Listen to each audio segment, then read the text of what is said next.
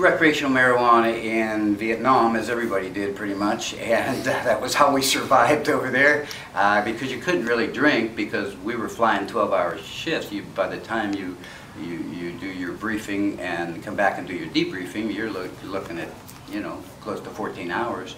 And you don't have time to go have a few beers and mellow out because you'd be hungover in the morning. You can't afford to be hungover. You're out there with a 60 in your hand, you know.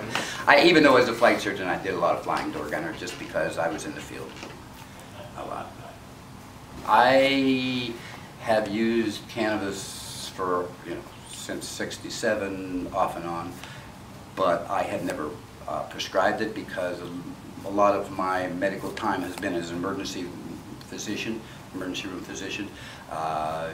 You know, I quite a few years, 10 years in Eureka, 5 of those I was director of the ER in Eureka General. But you don't prescribe marijuana out of a hospital because of the administration. They just get crazy, you know. And so I've never prescribed it until I had this job, and I was never even going to do this job. I was just going to help Denny out a little bit because he was my doc. That was where I got my script from.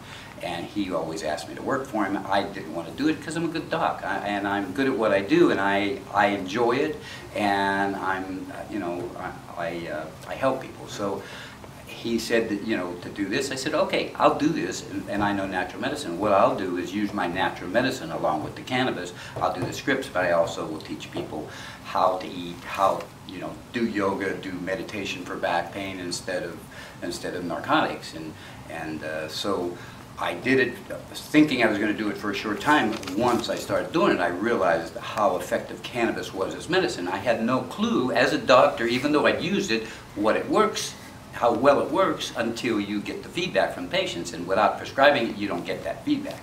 And that's the reason the majority of doctors don't have a clue what cannabis does. Most doctors think cannabis is a recreational drug and thinks it has few, if any, medicinal properties. What I've found out since I started doing this is that cannabis has more medicinal properties than any drug that I have ever prescribed in over 43 years of practicing medicine. A lot of what we do here is to try to get people off narcotics, okay? We have chronic pain clinics in town that deal with nothing but narcotics, okay? And a lot of the people in these chronic pain come here because they know that the narcotics are hurting them, that are causing them more problems than the pain is, actually. And narcotics, and this is going to sound strange, but this is actually how it works. When you take narcotics for a pain problem, when you try to get off those narcotics, you'll get more pain than you did when you started.